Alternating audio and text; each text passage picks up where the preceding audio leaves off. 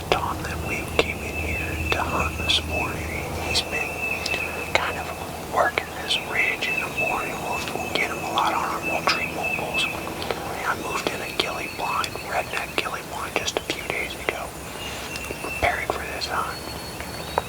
And we are on the end of a food plot we call prickly pear. Now prickly pear looks really good. It's green cover, fall release blend. There's a lot of clover in there, rye, but that rye is shot up and it's pretty tall. So this little flat in right here on this edge is kind of a strut zone, especially right here on the road. And then right here to my right, we have a very large unit that we burned just a few weeks ago, and it's exposed a lot of insects because we've removed that leaf litter. So this is great bucking habitat, and so it makes sense that these toms are roosting right in here because they can pitch off and really work this area right up on top of this ridge first thing in the morning, gobbling and trying to draw hens up that may be nesting further down or that are going to come up and feed in this food plot later on this morning. So that's our strategy. I have not called yet. This tom is probably gobbled, I'm going to say, close to 50 times in the past 15-20 minutes. I may hit a slate, real soft, little lower tone call.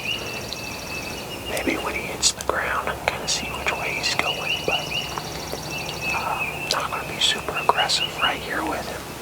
Just going to try to see if we can just let him ease up this ridge on his own. And then we've got 2 decoys out. Like they're kind of working around the edge of the food plot, so hopefully bring them in within Winchester range. That's the plan. As you know, turkey hunt, plan doesn't always go as you hope. But we'll see if this turkey will play this morning.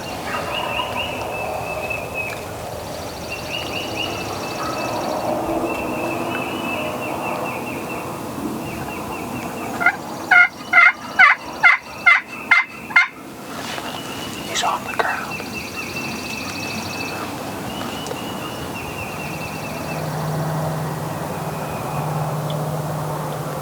You see it coming down the road. They're coming down the road.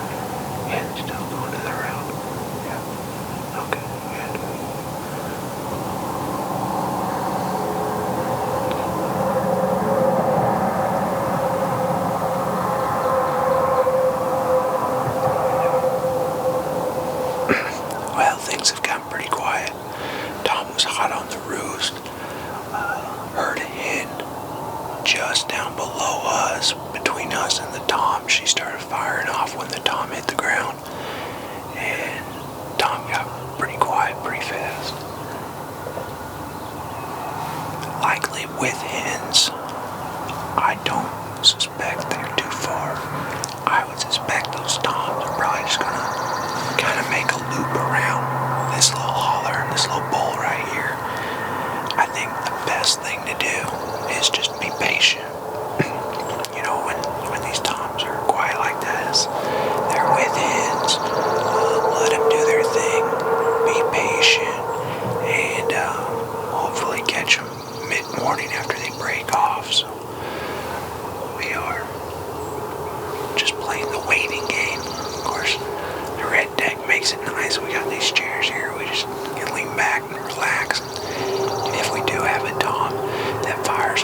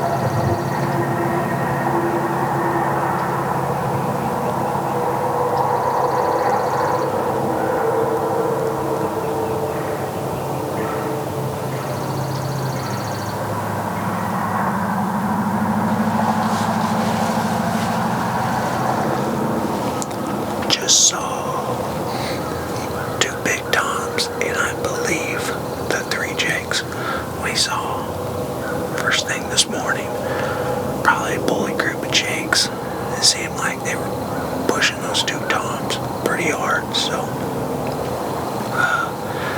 I didn't try to call to them. It probably wouldn't have done anything. I'm just going to let them kind of push them around, see if those toms and jakes kind of break up, and see if one of those toms fires up. And then maybe we'll start calling him, try to get him in here. But it's good to see no hens with them. Did have a hen come in and kind of, she came up the hill scratching, just kind of did a big loop around us, then went into the food plot and started feeding. So we're in the middle of them this morning. We just gotta wait.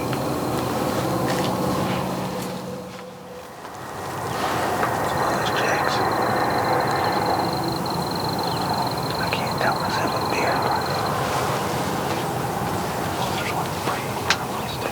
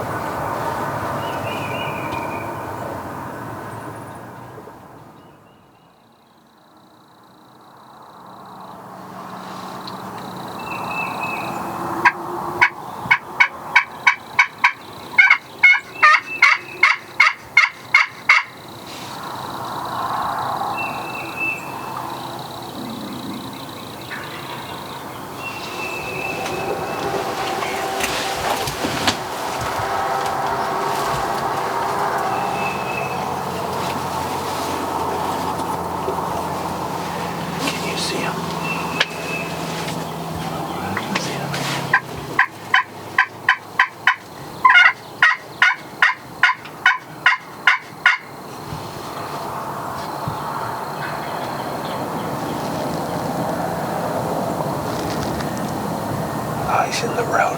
He's coming down the road. See him?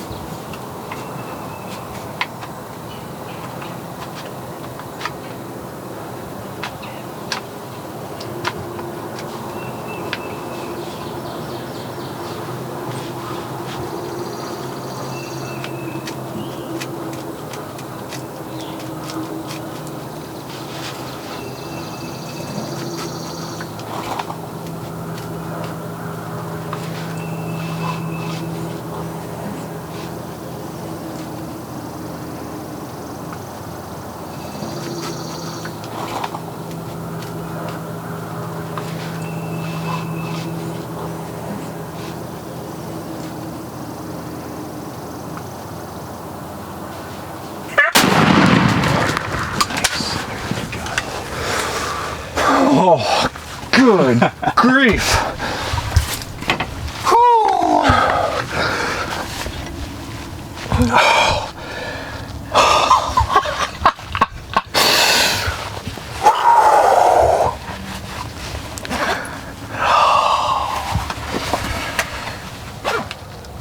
You were on him? Yeah.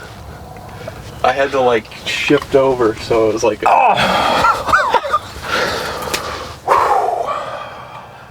Man, you want to talk about a hunt. This morning we actually had toms just roosted right in front of us, a couple 100 yards, and they were hammering hard on the limb. And as soon as they hit the ground, they went quiet. I heard a hen off to our left here, and sure enough, a little while later in the morning, single hen drifted up, worked around the decoy, started milling out in the food plot. We had a couple jakes up the road we saw, and I don't know, a little around 8 or so, looked up on the mountain and there's two good looking toms, and so I started calling on the redhead slate call, and they answered and started coming this way. And then Colby says, "Oh, that hen's still there," and she popped her head up out of the rye, I don't know, 20 yards in front of us. And those toms were coming down the road, and she turned and kind of went back behind us, and those toms followed her, and they swung out of here, and we kind of thought, man, that hunt was done. Few minutes later, I don't know, 20 minutes later, we look over and there's a tom standing exact same spot. I was like, all right, let's take two. So hit the call. He gobbled kind of saw him do a half strut. He was by himself. I knew he was coming in on a string, and he turned, started walking down the road. Colby and I actually did the old shuffle shift here, and he was sitting where I'm sitting, but I needed to be on this side to shoot, and so he got down low and we kind of shifted around, and that Tom came right down the road, locked in on the redhead decoys, and man, put on a show. I don't know, he's 15 yards, something like that, and put the old Burris Fastfire little red dot right on his head and smashed him. Have number 6s. I'm shooting 12 gauge, Winchester 12 gauge with Longbeard XR number 6, and those 6s just put them down. So we are, I don't know, 8:30, 9 o'clock, day 2. This is the second Tom. Grant tagged yesterday around noon, and I've punched my first tag too for Missouri's day 2. Let's go get our hands on this guy. Woo!